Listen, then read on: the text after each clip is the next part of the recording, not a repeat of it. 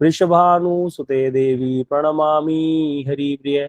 वृंदाय तुलसी दिव्यै प्रियाय केशवस्य च कृष्ण भक्ति प्रदे देवी सत्यवते नमो नमः। श्री कृष्ण चैतन्य प्रभु नित्यानंद श्री अद्वैत गदाधर श्रीवासादि गौर भक्त वृंद। हरे कृष्ण कृष्ण कृष्ण हरे हरे, हरे राम राम राम हरे हरे। हरे कृष्ण। तो सबसे पहले अपने गुरुपाद पद्म नित्य लीला प्रविष्टों विष्णुपाद अष्टोत्र शत श्री श्रीमद भक्ति विज्ञान भारती गोसाई महाराज जी एवं नित्य लीला प्रविष्टों विष्णुपाद अष्टोत्र शत श्री श्रीमद भक्ति विनाशिला नारायण गोसाई महाराज जी के अभय चरण कमलों में दंडवत नाम अर्पित करता हूँ। तत्पश्चात शिक्षा गुरुदेव पूज्यपाद ऋषि प्रभु जी, पूज्यपाद बाबा महाराज, पूज्यपाद भक्ति विनाश श्रीधर महाराज जी के चरणों में मेरा दंडवत प्रणाम। समस्त वैष्णव और वैष्णव के चरणों में मेरा यथा योग्य दंडवत प्रणाम। हम सब लोग श्री कृष्ण जन्माष्टमी उपलक्ष्य के जो महोत्सव आ रहा है उसके उपलक्ष्य में ही कथा श्रवण करेंगे। अभी जितने भी दिन है, आज कल उसके बाद भी जैसे नंद उत्सव हो जाएगा, तो भगवान के जन्म से लेकर के जितने भी भगवान की लीलाएं हुई हैं उन सब कथाओं को श्रवण करना। और बहुत ही सुंदर भाव से दशम स्कंद में भागवत जी के श्री सुखदेव गोस्वामी पाद जी ने बहुत अच्छे से कथाओं का वर्णन किया है। और हमारे पूज्य गुरुदेव नित्य लीला प्रविष्ट ओम विष्णुपाद अष्टोत्तर शत श्री श्रीमद भक्ति विलास नारायण गोसाई महाराज जी की अहेतु की कृपा से हमारे पास श्री विश्वनाथ चक्रवर्ती पाद जी, श्री सनातन गोस्वामी पाद जी की भरत वैष्णव तोषणी टीका, श्री जीव गोस्वामी पाद जी की टीका, श्री रूप गोस्वामी पाद जी की टीका, सब टीकाओं के साथ हमारे पास सारी कथाएं हैं बड़ी सुंदर। किस प्रकार से जन्म लीला हुई, उसके बाद भगवान की जन्म के तुरंत 6 दिन बाद ही जैसे पूतना नाम की राक्षसी आई है तो पूतना उद्धार लीला बहुत ही सुंदर भाव से वर्णन किया गया। उसके बाद से आगे आगे बहुत सुंदर सुंदर लीलाओं का वर्णन किया। तो उन सब लीलाओं को गुरुदेव ने कृपा करके हमको हिंदी में ग्रंथ प्रकाशित किया है। हमारे मठ से हिंदी में ग्रंथ प्रकाशित है जिसमें सारी लीलाओं का वर्णन है विस्तार से।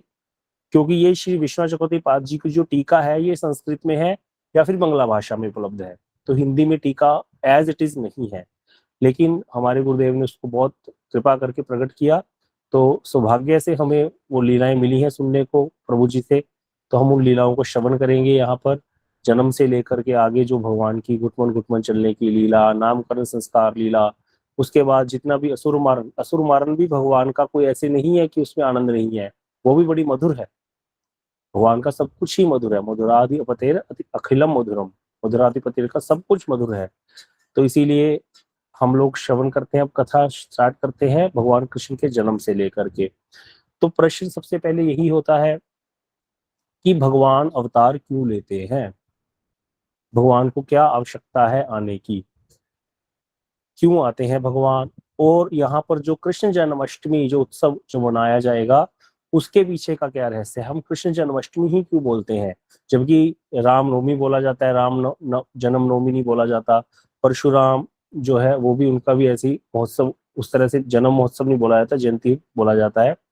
तो जितने भी अवतार दिवस है वो सब भारतवासी है, ऐसे ही आएंगे। लेकिन कृष्ण के लिए कृष्ण अष्टमी ना बोल करके कृष्ण जन्माष्टमी शब्द का प्रयोग होता है। तो इसका अर्थ क्या है कि कृष्ण जन्म लेते हैं। जन्म लेते हैं अर्थात कैसे जन्म लेते हैं, फिर प्रश्न है क्या साधारण बालक की भांति जन्म लेते हैं। तो उत्तर आया हाँ, लीला तो अप्राकृत है लेकिन बिल्कुल प्राकृत बालक की भांति ही भगवान जन्म लेते हैं। तो फिर कहते कि नहीं, भागवत जी में तो ऐसे नहीं लिखा। भागवत जी में तो वर्णन आया है कि देवकी और वसुदेव के भगवान सामने प्रकट हो गए, देवकी को गर्व हुआ, लेकिन जब भादो महीने की अष्टमी तिथि, जैसे आज छठी है, परसों के दिन रोहिणी नक्षत्र में रात के 12 बजे भगवान सामने प्रकट हो गए कारागृह के अंदर। तो वहां तो जन्म का वर्णन नहीं है, वहां तो प्रकट हुए हैं भगवान। तो आगे रसिकों ने वर्णन किया है, श्री सत्य हरिवंश पुराण है ग्रंथ, उसमें वर्णन है, और भी अन्य ग्रंथों में कहीं कहीं वर्णन है किस प्रकार से भगवान की जन्म लीला गोकुल में होती है। तो हम वो सब कथाएं श्रवण करेंगे। तो अभी पहला जो बात समझने वाली ये है कि कृष्ण क्यों प्रकट होते हैं। क्योंकि कृष्ण कौन है, स्वयं अवतारी है, वो अवतार नहीं है। तो स्वयं अवतारी है मतलब कृष्णस्तु भगवान, स्वयं कृष्ण भगवान है। तो भगवान को प्रकट होने की क्या जरूरत पड़ गई? क्योंकि कोई भी काम होता है जनरली भगवान अपनी शक्तियों के द्वारा वो कार्य को करवा देते हैं, या तो भगवान अपने में से किसी अवतार को प्रकट करके भेज देते हैं, वो कार्य हो जाता है, जैसे असुर मारन लीला है, तो वो सब कार्य ऐसे ही हो जाते हैं। तो भगवान प्रकट क्यों होते हैं, स्वयं भगवान को क्यों आना पड़ा, ये प्रश्न है यहाँ पर। कि जो हम बात कर रहे हैं कि स्वयं भगवान प्रकट हुए, क्योंकि अभी जो वर्तमान ये कलयुग चल रहा है, ये कौन सा है, इससे पहले जो द्वापर था ये कौन सा द्वापर चल रहा है, ये 7वें मनवंतर अर्थात वैवस्वत मनवंतर का 28वां चतुर्युग चल रहा है। तो वैवस्वत मनवंतर के 28वें चतुर्युग के द्वापर में कृष्ण स्वयं आते हैं, भगवान स्वयं। तो ये स्वयं भगवान क्या होता है, पहले तो यही प्रश्न है। तो स्वयं भगवान कैसे बोला गया, जैसे सुखदेव गोस्वामी जब भगवान के अवतारों के बारे में वर्णन करने लगे श्रीमद् भागवतम जी में, तो उन्होंने सारे अवतारों का वर्णन करते करते कृष्ण और बलराम अवतार का भी वर्णन कर दिया। वर्णन करते करते एकदम से बाद में फिर वो बोलते हैं, अरे ये भगवान कृष्ण जो है ये अवतार नहीं, ये तो अवतार ही है। इसीलिए क्या बोलते हैं, एते चांश कला पुंस कृष्णस्तु भगवान स्वयं। कि अभी तक तो जो मैंने वर्णन किया है, एते है चांश कला पुंस, वो तो अंश, पुरुष के अंश या कला है, अंश के अंश को कला बोलते हैं। तो कहते जो अभी तक वर्णन किया वो तो उस पुरुष के अंश या कला है, लेकिन कृष्णस्तु भगवान स्वयं, कृष्ण तो स्वयं भगवान है। तो ये चीज जब बोली तो इसका अर्थ क्या हुआ कि कृष्ण अंशी हैं, बाकी सब अंश हैं जितने भी भगवान के अवतार हैं, चाहे वो नरसिंह अवतार चाहे कूर्म अवतार। तो अब आता है आगे कि भगवान के अवतार फिर कितने प्रकार के हैं। तो भगवान के अवतार कई प्रकार के होते हैं, प्राभव अवतार, वैभव अवतार, और उसके बाद अन्य भी 6 प्रकार के भगवान के अवतार होते हैं। ये प्राभव और वैभव तो स्वयं भगवान ही होते हैं, बस थोड़ा सा जैसे भगवान ने रास में अनेक रूप प्रकट कर दिए तो वो भगवान का वैभव अवतार है, प्रकाश है, इस तरह से। लेकिन जो अन्य अवतार है, नरसिंह, वामन, कूर्म, मत्स्य आदि जितने भी अवतार हैं भगवान के, वो अवतार किस गणना में आते हैं, तो उसके लिए बताया गया कि 6 प्रकार के भगवान के अवतार होते हैं। पहले होता है पुरुषावतार। 3 पुरुषावतार रूप में भगवान अवतार लेते हैं, कारणदशाई, गर्भोपदशाई और क्षीरोदशाई। तो ये जो पुरुषावतार है, इनसे ही सारी सृष्टि का कार्य होता है भगवान का। ये माया संबंधित भगवान के जितने भी कार्य हैं वो सारे कार्य करते हैं, जड़ जगत की रचना करना, उनका पालन इत्यादि करना, वो सब इन्हीं का कार्य है, तीनों पुरुषावतार का। पुरुषावतार अवतार लेकर के सृष्टि करते हैं। अब जब सृष्टि हो गई, ब्रह्मा जी पैदा हो गए, तो ब्रह्मा जी क्या करते हैं, एक दिन में ब्रह्मा जी के 14 मनवंतर होते हैं। तो ब्रह्मा जी के एक एक मनवंतर में भगवान एक एक मनु के रूप में अवतार लेते हैं, उसको मनवंतर अवतार बोलते हैं। अब एक एक मनवंतर में कितने कितने चतुर्युग होते हैं, एक मनवंतर में 71 चतुर्युग होते हैं। तो भगवान एक एक युग में फिर युगावतार लेते हैं, उसको युगावतार बोलते हैं। हर युग में भगवान का अवतार होता है। 4 युग हैं, सत्य, त्रेता, सत्य द्वापर त्रेता, सत्य त्रेता द्वापर और कलयुग। तो ये चारों युगों में भगवान के 4 अवतार होते हैं, इनको युगावतार बोलते हैं। पहले पुरुषावतार, फिर मनवंतरा अवतार, फिर युगावतार। अब युगों में क्या करते हैं भगवान, लीलाएं करते हैं। जैसे रामलीला करते हैं, भगवान राम प्रकट होकर के, कृष्ण प्रकट होकर के लीला करते हैं, तो उनको लीला अवतार बोला जाता है। तो फिर ये लीला अवतार हो गए चौथे। और 5वें होते हैं शक्त्यावेश, गुणावतार होते हैं 5वें गुणावतार। गुणावतार जब भगवान लीला करते हैं तो सृष्टि के कार्यों को, जो सृष्टि है भगवान की त्रिगुणमयी है, प्रकृति के 3 गुण है, सतोगुण, तमोगुण और रजोगुण। तो तीनों गुणों के भगवान अवतार लेते हैं। सतोगुण के अवतार विष्णु, तमोगुण के अवतार शिव और रजोगुण के अवतार ब्रह्मा। तो ये गुण अवतार है भगवान के, ब्रह्मा, विष्णु और महेश। तो इस प्रकार से ये 3 गुणावतार। और उसके बाद लास्ट में शक्त्यावेश अवतार। किसी विशेष जीव में किसी विशेष कार्य को पूरा करने के लिए भगवान अपनी शक्ति संचारित करते हैं। जैसे परशुराम जी के अंदर भगवान ने अपनी मारण शक्ति को संचारित किया, जिससे उन्होंने 21 बार पृथ्वी को शक्तियों से रहित कर दिया। पृथ्वी जी के अंदर पालन शक्ति को संचारित किया, पृथ्वी जी ने पृथ्वी को पालन किया, दोहन किया गाय रूपी पृथ्वी का और प्रजा की रक्षा की। पृथु अवतार भगवान का शक्त्यावेश अवतार है। नारद जी के अंदर भक्ति का संचार किया, वो भक्त्यावेश अवतार है भगवान की शक्ति में, भक्ति का प्रचार करने के लिए। चतुर्सन ज्ञान के अवतार है भगवान के, उन्होंने ज्ञान का प्रचार किया। इस प्रकार से भगवान के कई प्रकार के ये अवतार हैं। तो ये तो सारे जो अभी तक हम बात सुन रहे हैं, ये कौन से अवतार तो क्या है, सब भगवान के अवतार हैं। लेकिन इसमें कृष्ण कौन है, वो स्वयं अवतार ही है, सर्वाश्रय है, सब अवतारों के मूल है। अब जब भगवान को प्रकट होना होता है, उस समय जो ये श्लोक है, जो कहते हैं ना, यदा यदा ही धर्मस्य ग्लानिर्भवति भारत, कि जब जब धर्म की हानि होती है और अधर्म की वृद्धि होती है, तब भगवान प्रकट होते हैं। तो धर्म की हानि और अधर्म की वृद्धि और धर्म की स्थापना के लिए तो कृष्ण स्वयं नहीं आएंगे, उनको आने की जरूरत नहीं है। धर्म स्थापना का काम तो भगवान का कोई भी अवतार कर देगा। भगवान के अंदर जो नारायण अंश है भगवान का, वो भी आएंगे, असुर मारण करेंगे और धर्म की स्थापना कर देंगे। तो धर्म स्थापना करना या ये जो सब चीजें हैं, इसके लिए भगवान नहीं आते स्वयं। तो कि फिर भगवान के आने का क्या कारण, मूल जो कृष्ण है स्वयं भगवान, उनके आने का क्या कारण है? इसके लिए श्री चैतन्य चरितामृत के 4th चैप्टर में आदि लीला के श्री कृष्णदास कविराज गोस्वामी ने बहुत अच्छे से इसको बताया है कि भगवान कृष्ण जो है, स्वयं कृष्ण जो है, वो अवतार क्यों लेते हैं, वो क्यों आते हैं। तो वहां पर वो क्या उत्तर देते हैं इसका, कहते हैं प्रेम रस निर्यास करिते आस्वादन, राग मार्ग भक्ति लोके करिते प्रचार। कि प्रेम रस का निर्यास करने के लिए, प्रेम देने के लिए और प्रेम लेने के लिए भगवान आते हैं, प्रेम का आस्वादन करने के लिए। और किसके लिए आते हैं? राग मार्ग भक्ति लोके करिते प्रचार, राग मार्ग की भक्ति का लोग संसार में प्रचार करने आते हैं। तो ये राग मार्गीय भक्ति क्या होती है? राग मार्गीय भक्ति किसको कहते हैं? संसार में 2 प्रकार के लोग हैं। एक तो जो विधि मार्ग से भगवान का अर्चन पूजन करते हैं, वैदिक भक्ति जिसको बोलते हैं, जिसमें सारा विधि विधान से चलेगा, शास्त्र अनुसार जो है। राग होता है प्रेम, जहां प्रेम है वहां पर कोई सीमा नहीं होती, वहां पे कोई बंधन नहीं होता, तो वहां पर अलग है। लेकिन राग मार्ग का जो भक्त होता है वो बाद में आएगा, पहले विधि मार्ग का ही पालन करेगा, फिर बाद में राग मार्ग में प्रवेश कर जाएगा। लेकिन जो भगवान के निज जन है, यशोदा मैया, जो नंद बाबा इत्यादि, ये सारे भगवान के जो परिकर हैं, ये राग मार्गीय भक्ति के अंदर आते हैं। इनका भगवान से शुद्ध वात्सल्य है, यशोदा मैया का, नंद बाबा का, और सखाओं का शुद्ध सख्य है। यहाँ पर कोई भी ऐश्वर्य की गंध नहीं है भगवान के प्रति, ये भगवान को भगवान नहीं मानते। तो इसीलिए इस प्रेम के वशीभूत होकर के भगवान आते हैं। किसके लिए? प्रेम रस निर्यास करिते आस्वादन, एक तो प्रेम रस का निर्यास करना है, और राग मार्ग भक्ति लोके करिते प्रचारन। अब तक जितने भी अभी तक अवतार हुए थे, जब तक कृष्ण अवतार नहीं हुआ था, अब तक संसार में विधि भक्ति का ही प्रचार था, वैदिक भक्ति से ही भगवान की पूजा की जाती थी। आज भी आप साउथ इंडिया चले जाओ, वहां पर विधि मार्ग का ही अनुसरण होता है। बड़े बड़े भगवान के विग्रह हैं, और भगवान शेषैया पर विराजमान है, या बालाजी जो तिरुपति बालाजी हैं, उनका कैसे आप देखोगे श्रृंगार, और उनका वेद की स्तुतियों के द्वारा अर्चन किया जाता है, बड़ा विधि विधान से सब कुछ किया जाता है। तो वो ऐश्वर्य मार्ग में भगवान की उपासना है, विधि वैधि भक्ति उसको पालन करते हैं, वो विधि मार्ग का अनुसरण करते भक्ति ही है, लेकिन वैधि मार्ग है, वहां पर राग नहीं है। लेकिन ब्रज में क्या है?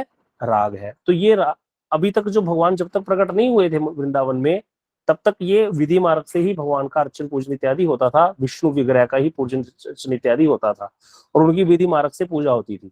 तो इसीलिए भगवान आने से पहले कहते हैं, कृष्ण कविराज गोस्वामी कहते हैं, जब विचार कर रहे हैं कृष्ण, तो क्या कहते हैं? ऐश्वर्य ज्ञानिते सब जगत मिश्रित, ऐश्वर्य शिथिल प्रेम नाही मोर प्रीत। कि सारा संसार तो ऐश्वर्य ज्ञान से ही भरा पड़ा है, सब मेरे को भगवान मार करके ही मेरी पूजा करते हैं। तो इसीलिए कहते हैं ऐश्वर्य शिथिल प्रेम नाही मोरी प्रीत। जहां पर ऐश्वर्य आ जाएगा, वहां पर नेचुरल है प्रेम शिथिल हो जाएगा, कितना भी कहो। आप कहोगे नहीं ऐश्वर्य भी हो, प्रेम भी हो सकता है, लेकिन ऐश्वर्य आने से प्रेम शिथिल हो जाता है, शिथिल हो जाता, कम हो जाता है। जैसे अर्जुन है, अर्जुन भगवान को बड़ा प्रेम करते हैं, कंधे पे हाथ रख देते, और भगवान ने कोई कम सेवा नहीं करी अर्जुन की। कितना भगवान का सख्य है अर्जुन के प्रति, कि अर्जुन के लिए भगवान क्या बन गए? उनके रथ के सारथी बन गए। अब सारथी का जो कार्य होता है, ये बहुत अच्छा कार्य नहीं होता। अगर हमने तो आज आज की जो जिस माहौल में हम लोग पले हैं, बड़े हुए हैं, हमने तो कभी रथ देखा नहीं युद्ध में कैसा रथ होता है। ये जो अर्जुन का रथ था, या जनरली जो युद्ध में रथ होते थे, वो ऐसे नहीं होते कि छोटा सा रथ जैसे हमने टीवी में देखा। ये बहुत बड़े बड़े रथ होते हैं। उसमें जो रथी होता है और जो सारथी होता है, उसमें बड़ा डिफरेंस होता है बैठने में। जो रथी होता है वो ऊपर खड़ा रहेगा, एक बहुत बड़ा एक स्टेज टाइप होता है, रथ बहुत ऊंचा होता है, मतलब 2 मंजिला, वैसे 1 मंजिल 2 मंजिल जैसा रथ होगा, बहुत ऊंचा। उसमें रथी जो होगा वो ऊंचा खड़ा रहेगा, बहुत ऊंचा। और जो सारथी है वो नीचे रहेगा, बैठेगा। जहां सारथी बैठ करके रथ को, घोड़ों को हाँक रहा होता है, वहां पर रथी के पैर होते हैं, जहां बैठा होता है सारथी। तो जो कमर का हिस्सा होता है ना पिछला, यहाँ पर रथी जो है उसके पैर आते हैं। अब जब ये क्यों आते हैं, इसको ऐसे डिजाइन किया जाता है रथ को, क्यों? क्योंकि जब वो तीर चला रहा है रथी, जो युद्ध लड़ाई कर रहा है, अगर उसको सारथी को बोलना है कि भैया रथ को दाई दिशा में ले जा, तो वो उसके पास इतना समय नहीं होता कि वो उसको नीचे की तरफ देख करके संबोधित करके बोलेगा कि रथ को दाई ओर ले जा। वो क्या करता है, पैर से यहाँ चोट मारता है दाई तरफ, कमर के नीचे की तरफ दाई तरफ चोट मारता है। तब फिर उसको समझ आ जाती है रथी को कि दाई तरफ जाना है। जब बाई तरफ पैर से चोट मारता है तो फिर बाई तरफ लेके जाता है। तो भगवान ने कौन सा कार्य किया? भगवान बने अर्जुन के सारथी, अर्जुन है रथी। तो भगवान तो बैठे हैं नीचे, कृष्ण तो इतना सख्य है कृष्ण का अर्जुन के प्रति, कितना प्रेम करते हैं।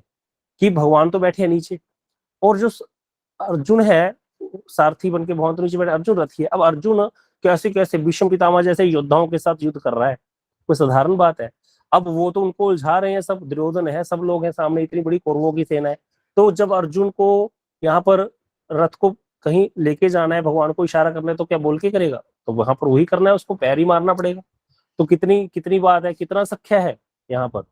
लेकिन वही अर्जुन, जब भगवान ने गीता का उपदेश दिया है, जब भगवान को अर्जुन ने कहा कि प्रभु आप मुझे अपने दिव्य रूप का दर्शन कराइए, जब अर्जुन को भगवान ने अपने विराट रूप के दर्शन कराए हैं 11वें अध्याय में गीता के, तो वहां पर अर्जुन जो है उनका प्रेम शिथिल हो गया भगवान का ऐश्वर्य देखते ही।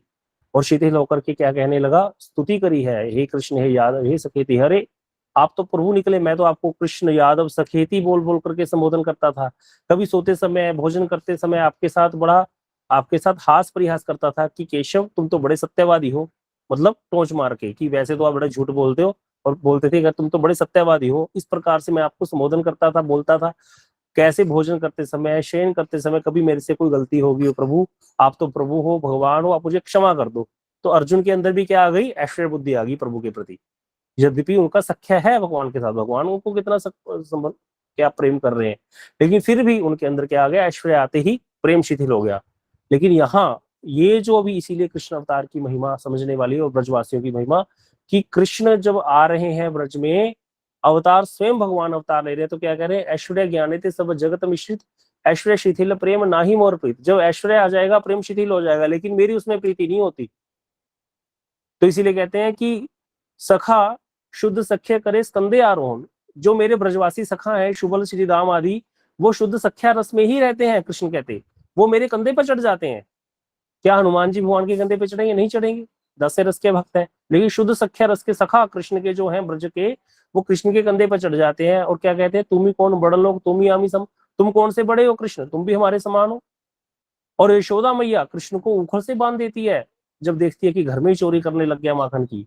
माता माता मोरे पुत्र भावे करे न बंधन। कहते माता क्या करती है, पुत्र भाव से मुझे बांध देती है। क्या देवकी मैया बांधेगी?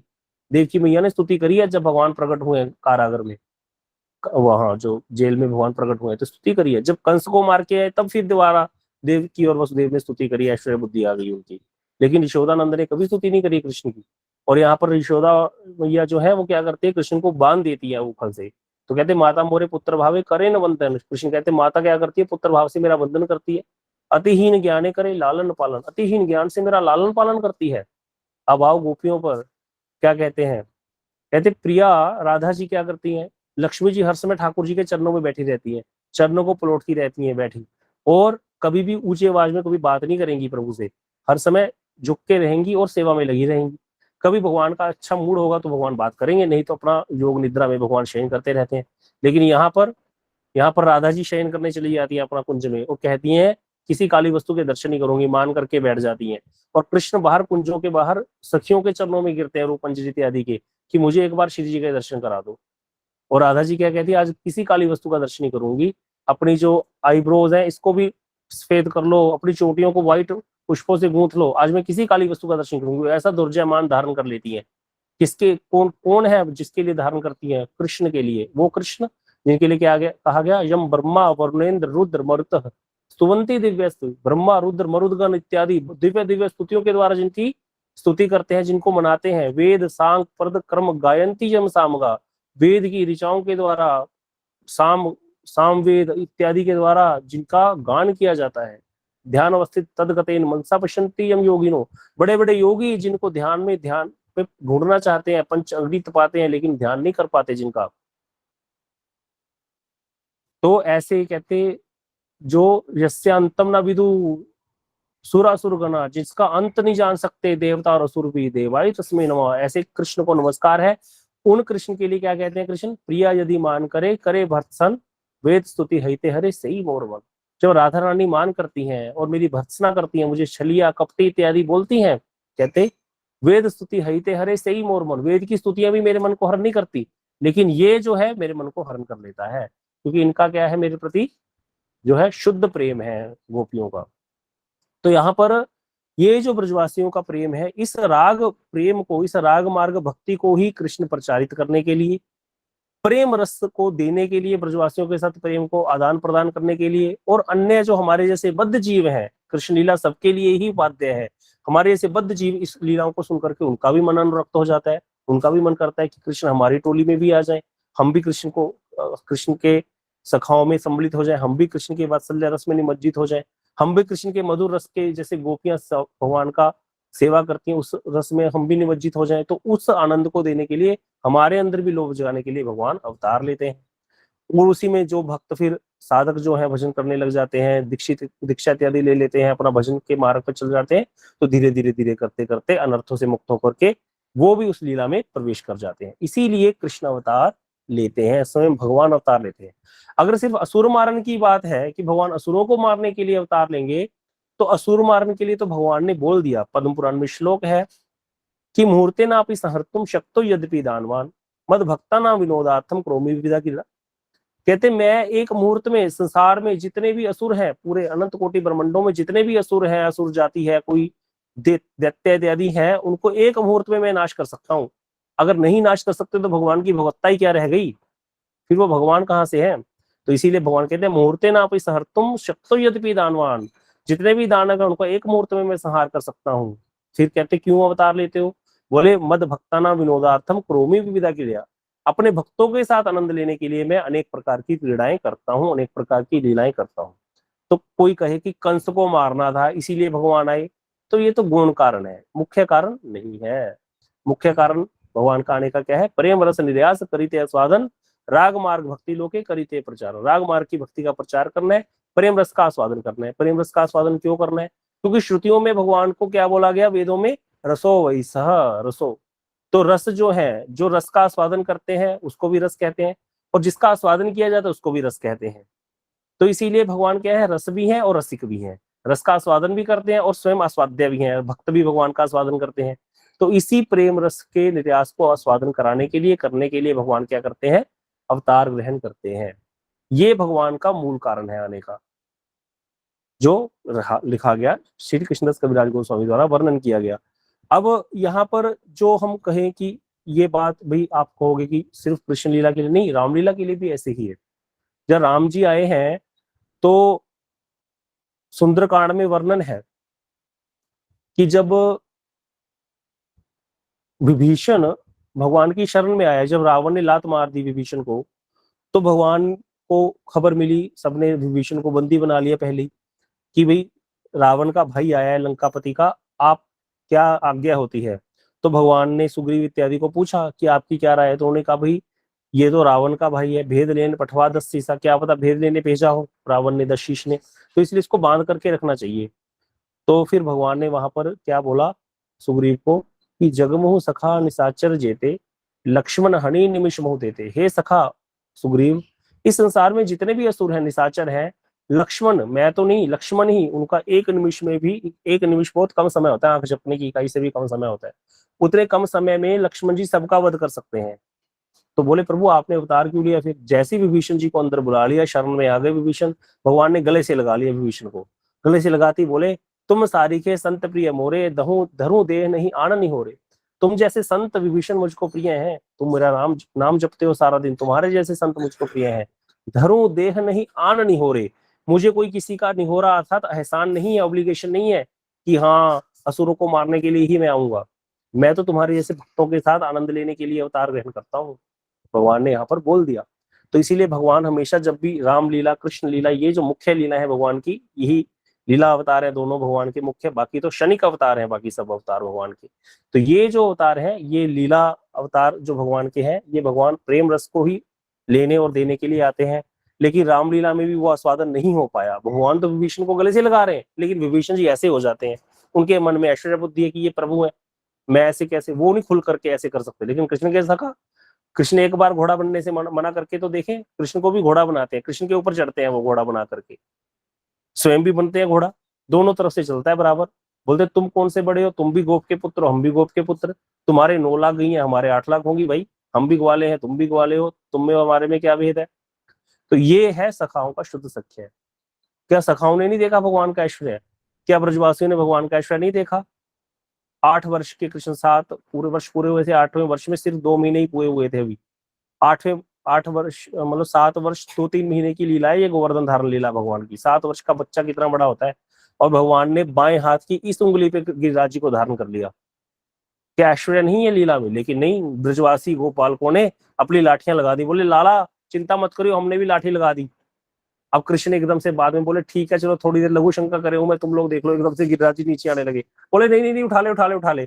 पता उठवा भी उससे ही रहे हैं, हमको पता है यही उठा रहा है, तब भी बुद्धि ये नहीं आती कि ये भगवान है, कभी नहीं आती। अगर कोई पूछ ले उनको कि भाई मूर्खो तुम, तुम्हें पता नहीं चलता ये कौन, क्या 6-8-7 साल का बच्चा 7 दिन तक रात दिन लगातार गिरिराज उठा सकता है? तो बोलते हैं नारायण समगुण ही। गर्गाचार्य जी बोल करके गए थे नारायण के समान गुण होंगे तुम्हारे पुत्र में, इसीलिए नारायण का आवेश आ जाता है इसमें।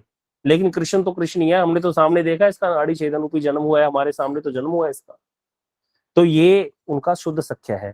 जब अक्रूर जी बुलाने आए मथुरा से, ब्रज ब्रज में से लेकर के अक्रूर जी मथुरा गए हैं, तो पहले दिन तो सखाओं के साथ कृष्ण मथुरा में घूमने फिरने चले गए। अब कोई शहर में, गांव में रहने वाला शहर चला जाए तो एंजॉय करता है, घूमता है, मॉल वॉल देखता है। तो मथुरा के सिटी घूम रहे थे बढ़िया। वहां पर घूमते घूमते सखा कृष्ण को बोले कि लाला तू तो छोटो सो है, कंस तो इतना बड़ा है, तू कैसे मारेगा? कृष्ण बोल रहे थे ना रास्ते में, मैं कंस को मार दूंगा, ये कर दूंगा, वो कर दूंगा। तो लाला कहते लाला तू कैसे मारेगा? कृष्ण कहते मैं छोटो थोड़ी, मैं तो बहुत बड़ा हूँ। एकदम से भगवान ने अपना विराट रूप प्रकट कर दिया, जैसे अर्जुन को दिखाया था। अब यहाँ पर अर्जुन ने तो स्तुति की थी भगवान की, लेकिन सखाओं ने कोई स्तुति नहीं करी। बोले हाँ हाँ मार देगा, चल छोटा हो जा, छोटा हो जा करके, छोटा करके फिर दोबारा खेलने लग गए। फिर वहीं घूमने लग गए, कपड़े इत्यादि लेने लग गए, दर्जी से अपनी साइज के कपड़े सिलवा के पहन लिए, और मालाएं पहन ली, माली से लेकर के एंजॉय कर रहे हैं वहां। क्यों? उनको कभी आता ही नहीं। कृष्ण ने कंस को मार दिया, इतने बड़े कंस को जिसको कोई नहीं मार सकता था, और ताल ठोकने लगे भगवान। बोले है कोई योद्धा जो मेरे साथ युद्ध करे? भगवान वीर रस का स्वादन कर रहे थे। पहले हल तोशल आदि चाणूर मुष्टिक आदि को मारा था, कुल्ले पेड़ हाथी को मारा था, उसके बाद कंस का वध कर दिया, और उसके कितने अनुचरों का वध कर दिया। और जब ताल ठोकने लगे कि है कोई मेरे साथ टक्कर लेने वाला, कोई नहीं है यहाँ पर, योद्धा खत्म हो गए हैं मथुरा में। इतने में वो जो सखा बैठे थे साथ में आए, वो भी बैठे थे इधर रंगशाला में, एकदम से सामने आ गए, लाला हमारे सामने होते तो ऐसी बात कर रहे, कितनी बार पछाड़ा है तुझे हमने। एकदम से कृष्ण बोलते हैं भाई तुम क्यों आ गए, तुम्हें तो मैंने कहा ही नहीं कुछ, तुम्हारे लिए थोड़ी बोला था ये। तो कृष्ण अपने वो शुद्ध वात्सल्य, जो शुद्ध सख्य रस, शुद्ध वात्सल्य रस के आगे हार जाते हैं। तो ये है ब्रज का प्रेम, जिसको आस्वादन करने के लिए, जिसको देने के लिए भगवान का अवतार होगा। इसी अवतार के विषय में हम कथाएं श्रवण करेंगे। क्योंकि ये भूमिका क्यों बनाई? क्योंकि आगे हम जब कल जन्म के रहस्य की लीला सुनेंगे, आज तक हमने यही सुना था कि नारायण के ही अंश आते हैं, भगवान नारायण के अवतार है। तो पहले तो ये बात क्लियर कर लो कि कृष्ण स्वयं अवतारी है, उनसे सब अवतार आते हैं, इसलिए भगवान कृष्ण स्वयं आएंगे। तो भगवान कृष्ण स्वयं कैसे आएंगे, और मथुरा में भगवान का जन्म हुआ या गोकुल में जन्म हुआ, कल हम इस रहस्य पर ही भगवान की चर्चा करेंगे। जिसमें ये सब जो अभी भूमिका बनाई कि भगवान क्यों आते, इसीलिए ताकि हमें ब्रज के बारे में पता चले कि कृष्ण के अवतार होने का मूल कारण क्या है। तो ये निजी कारण है भगवान के आने का, अपना कारण। बाकी कारण वो भी है जो भगवान ने गीता में बोला, यदा यदा ही धर्मस्य ग्लानिर्भवति भारत। जब भगवान आएंगे स्वयं, तो फिर अब आएंगे तो सफाई भी कर जाएंगे, जितने भी असुर हैं उनको भी मार देंगे, उसमें क्या दिक्कत है? भगवान के शरीर के अंदर जो विष्णु अंश है वो असुरों का वध कर देगा। कृष्ण स्वयं वध नहीं करते किसी का, वो तो अब मुरली बजाते हैं, आनंद लेते हैं सखाओं के साथ, गोपियों के साथ, उनका और कोई कार्य नहीं है। उनके अंदर जो अंश विद्यमान है, क्योंकि वो स्वयं अवतारी हैं, तो वो सारे असुर मारने इत्यादि लीलाओं का कार्य करते हैं।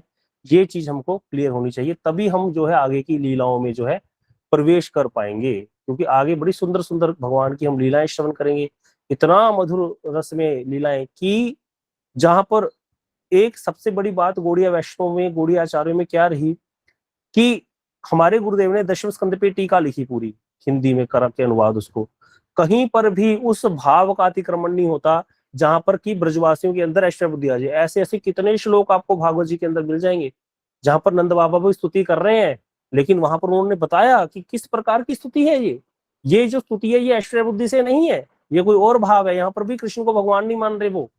तो वो जो हम कथा श्रवण करेंगे, ध्यान से समय मिलेगा तो, अगर आगे प्रभु जी से कृपा करके हमें समय मिला, संजय प्रभु जी से, तो फिर आपको कथाएं श्रवण करने को मिलेगी। कितना सुंदर व्याख्याएं करी हैं। एक जगह पर नंद बाबा कहते हैं उद्धव जी को, हे उद्धव, ईश्वर अगर कृपा करे तो हम प्रार्थना करते हैं ईश्वर से कि कृष्ण ही हर जन्म में हमारा पुत्र हो।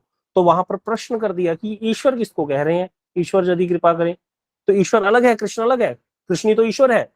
तो वहां पर कह रहे हैं अति, जब बहुत प्रेम बढ़ जाता है तो भक्त के अंदर दैन्य उपस्थित हो जाता है।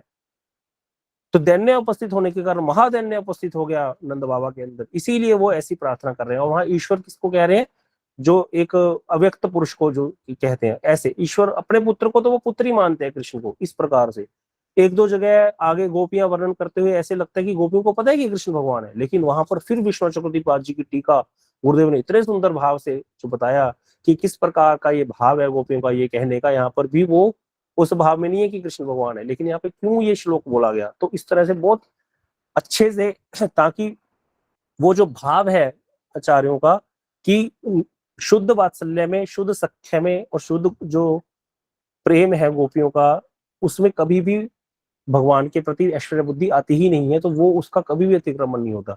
लेकिन आप साधारण बैठे वैसे भागवत पढ़ोगे तो कंफ्यूज हो जाओगे। उसमें ऐसे आपको कई श्लोक मिल जाएंगे जहां पर लगता है कि गोपियां तो भगवान की स्तुति कर रही हैं भगवान मान करके। तो ये हमारे गौड़ी आचार्यों का बड़ा वैशिष्ट्य रहा, बड़े अच्छे भाव से उन्होंने इस भागवत कथा को भी श्रवण कराया है।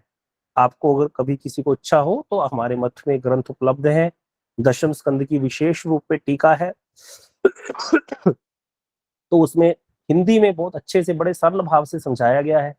उसी ग्रंथ में क्या है, एक भाव प्रकाशिका वृत्ति गुरुदेव ने लिखी है, जिसमें 5-6 श्लोकों की एक साथ व्याख्या है। और वो भाव प्रकाशिका वृत्ति इतने आसान तरीके से लिखी है, ऐसे लगता है कोई सामने प्यारा सा व्यक्ति जो बिल्कुल कृष्ण लीला रस में डूबा हुआ है वो बैठ करके हमें कथा सुना रहा है। तो उसको पढ़ करके लगता ही नहीं है कि किसी की जरूरत भी है। तो उस ग्रंथ को, वो ग्रंथ ऐसे ही लिखे गए हैं, 5-6 ग्रंथ है टोटल, जिसमें हमारे 40 से जो रास पंचाध्यायी तक पूरा हो जाता है शुरू से लेकर, मतलब ब्रज लीला पूरी कवर्ड है, उसके बाद की द्वारका लीला और मथुरा लीला नहीं है, लेकिन ब्रज लीला पूरी की पूरी कवर्ड है। तो उसमें आप किसी को चाहिए हो तो वो आप लेकर के पढ़ भी सकते हैं। अभी समय हो गया है, 2 मिनट कीर्तन कर लेते हैं हरे कृष्ण महामंत्र का। हरे कृष्ण कृष्ण कृष्ण हरे हरे, हरे राम राम राम हरे हरे, हरे कृष्ण कृष्ण कृष्ण हरे हरे, हरे राम राम राम हरे हरे, हरे कृष्ण कृष्ण कृष्ण हरे हरे, हरे राम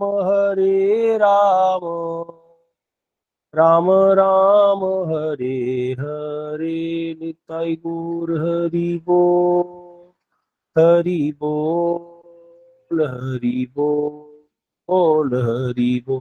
निताई गौर हरि बोल, हरि बोल, हरि बोल, हरि बोल। एक प्रश्न दीदी ने, किसी ने पूछा उस दिन क्या करना है, मतलब कृष्ण जन्माष्टमी के दिन क्या करना है। तो कृष्ण जन्माष्टमी के दिन आप व्रत करेंगे, हम लोग सब व्रत में क्या करना है, व्रत करके ठाकुर जी का गुणगान गाओ। गुरुदेव कहते थे कृष्ण जन्माष्टमी के दिन राधा जी के कीर्तन गाओ, युगल नाम जपो, महामंत्र जो है युगल नाम ये जपो जितना जप सकते हो।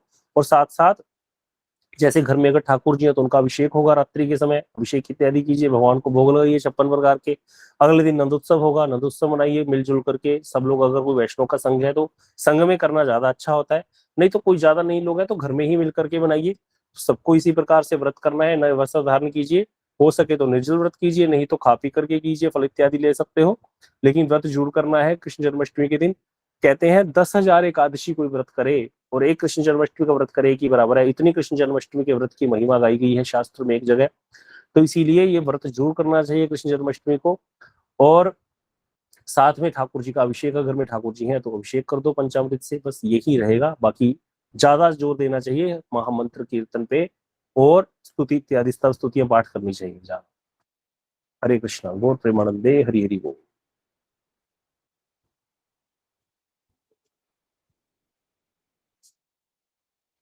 स्नान की कोई बड़ी बात नहीं होती, कर लो 2 टाइम कर लो, उसमें क्या दिक्कत है। जब व्रत ही किया हुआ है तो एक बार स्नान हो गया तो दोबारा खाया पिया होता तो हो जाता है।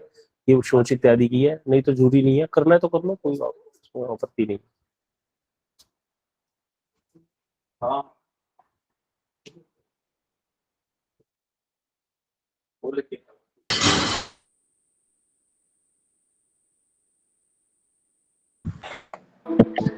हरे कृष्णा प्रभु।